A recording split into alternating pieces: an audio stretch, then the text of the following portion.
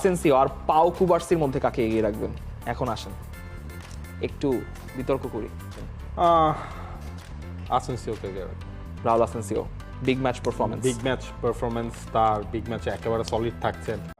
Clown clown আমি বুঝতেছি না এখানে কোন যুক্তিতে কুবার্সির আগে অ্যাসেন্সিও নামটা দিল। আমি যদি রিসেন্ট ফর্ম বলেন অথবা টোটাল ফর্ম বলেন, প্রেশার যা আছে সব কিছু মিলে কোন যুক্তিতে কুবার্সির নাম না দিয়ে অ্যাসেন্সিওর নাম দিল এটা কোন রিজনের জন্য রাহুল আসেন্সিওর সে কুবার্সি পরিমাণগত ভালো প্লেয়ার এবং ভালো defender totally big match game play. Raul আসেন্সিওর তুলনায় কুবার্সি বিগ ম্যাচ বেশি খেলছে, এর কোনো সন্দেহ নাই। হ্যাঁ, রাহুল আসেন্সিও বিগ ম্যাচগুলো কি এসি মিলানের সাথে স্টার্ট করে নেয়, অ্যাটলেটিকো মাদ্রিদের সাথে স্টার্ট করেছে এবং সিটির অস্ট সিটি লাইন আপের সাথে স্টার্ট করছে। এগুলো বিগ গেম ধরা যায় না, তাও ধরলাম। ওই তুলনায় কুবার্সিয়ার মোর ইম্পর্টেন্ট মোর বিগ ম্যাচে পারফর্ম করছে, যেমন পিএসজির সাথে, বায়ার্নের সাথে, রিয়াল মাদ্রিদের সাথে দুটি গুরুত্বপূর্ণ ম্যাচ, লা লিগা এবং ফাইনাল। Number two, pressure.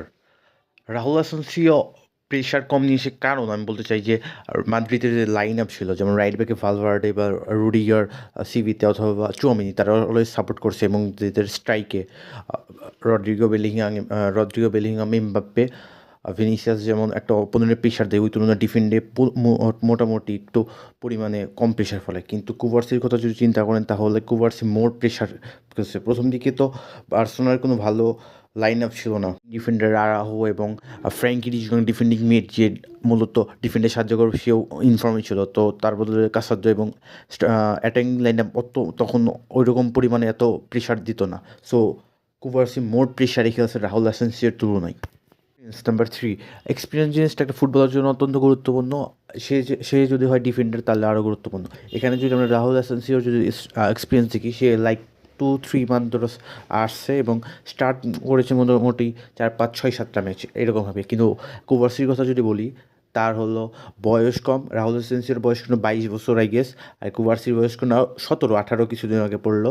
তো সে কিন্তু 1.5 ইয়ার্স, 1.5 বছর প্রায় বিভিন্ন কঠিন পরিস্থিতিতে এবং কম বয়সী এবং কম এক্সপিরিয়েন্সের তুলনায় যদি ধরি, তাহলে অ্যাসেন্সিওর থেকে কুবার্সি অনেক এক্সপিরিয়েন্স, 1.5 বছর অনেক হাই লবি এবং হাই ম্যাচগুলো খেলছে। তো এটা এক্সপিরিয়েন্স একটা গুরুত্বপূর্ণ।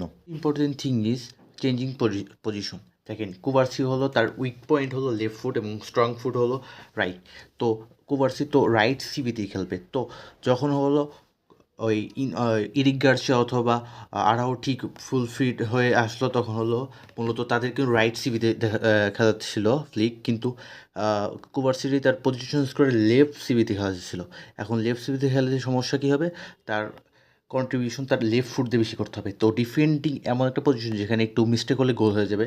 তো এই তুলনায় তার পজিশন চেঞ্জিংটা অত্যন্ত ভয়ানক এবং সে এখানে যদি মিস্টেক করে গোল অনিবার্য। আরেকটা রিজন দেখাতে পারি, সে হলো মূলত কিছুদিন আগে হলো ওই ফ্লিক বা বার্সেলোনা থেকে আরও চলে যেতে ছিল ইউভেন্টাসে। তো বার্সেলোনা তো অত ইন্টারেস্ট দেখায়নি তারা থাকতে হবে এরকম কিছু।